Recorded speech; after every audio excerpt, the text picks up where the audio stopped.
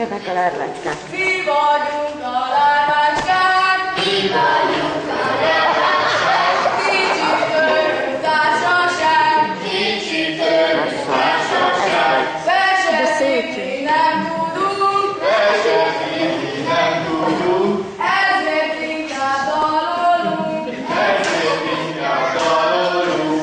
Lárva lettem nem bánom, lárva lettem nem bánom, gyere te is barátom, gyere te is barátom, az én színem éjszinkék, az én színem éjszinkék, szebb vagyok, mint anyádék, szebb vagyok, mint anyádék, lárva lettem nem bánom, lárva lettem nem bánom, és ez nekem pont így jó, és ez nekem pont így jó. Lépés, fáj! 1, 2,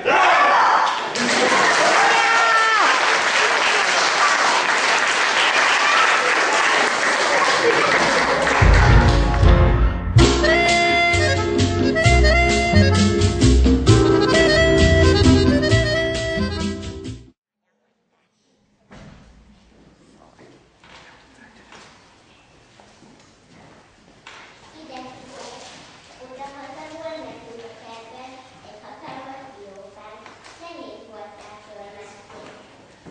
A törzséről mindig visszacsúsztam. Elolcsoltam a életem. Egyszer a nagyanyám kihozott nekem egy létre.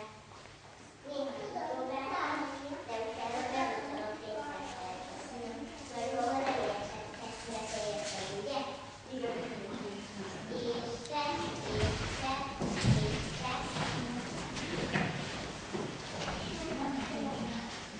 Amíg kicsi voltam, és okos és kedves és szép, mindig tudták, kire hasonlítok. Nagymama azt mondta, Istenem, akárcsak az anyja. Nagypapa azt mondta, Az ördögben is szakasztott az apja. Emire bácsi azt mondta, a megszólalás is szegény Jolán. Aranka néni azt mondta, Én Emil bácsi vonásait látom benne. apukám azt mondta, Nincs a gyakorlatra. és anyukám azt mondta, Azért rám is hasonlít egy kicsit. amíg kicsi voltam, és több eszem volt, mint egy nagynak, anyukám egy közelbe írta be, hogy mikor fordultam a hasamról a hátamra, mikor ültem fel először, mikor álltam fel a járókában, és mi volt az első szó, amit kimondtam. Amíg kicsi voltam és aranyos, mindenki így beszélt hozzám. Anyuka egyetlen boldogsága. Nagymama szemefénye. Rámos csillagom. Kicsi bogaram, eszem azt az aranykezecskéjét. Hadd puszilja meg tartacskáját. Mit hoztam az én kis togaramnál? Amíg kicsi voltam és bűvályos, apukám albumba ragasztotta a fényképeimet, hogy mindenki megnézhesse, milyen voltam 3 napos, 2 hetes, 4 hónapos és 1 éves koromban. Ebben az időben tette fel anyukám az első kinőtt tipegő cipőmet az ágya fölé a polcra. Ekkor vágott le nagymamám egy fürdőt, ahol a gyönyörű aranyhajam volt. És ekkor tette be apukám a pénztárcájába, amit neki rajzoltam. Amíg kicsi voltam, mindenki megcsodálta, hogy megint mit mondtam, megint mit csináltam, és milyen ügyes vagyok. Apukám lefényképezett az állatkertben, a játszótéren, Cézárral, akitől nem féltem, és Aranka nénivel, akitől féltem. És az óvodában, a záró ünnepélyen, ahol nekem tapsoltak a legtöbbet. Pedig az sajnos nem is látszik a fényképeken, hogy engem minden érdekel, hogy olyan eleven vagyok, mint a csík, és úgy vág az eszem, mint az eretva. Amíg kicsi voltam. Amióta megléptem, és butaságokat beszélek, és elviselhetetlen vagyok, rossz rám nézni, aki csak meglát, azt mondja. Ez volna a ti fiatok. Szinte hihetetlen. Nem lehet ráismerni. Amióta nagy vagyok, és ütődök, és nyerlek, és idéznek. Csak ülnek, és sóhajtoznak, az kinek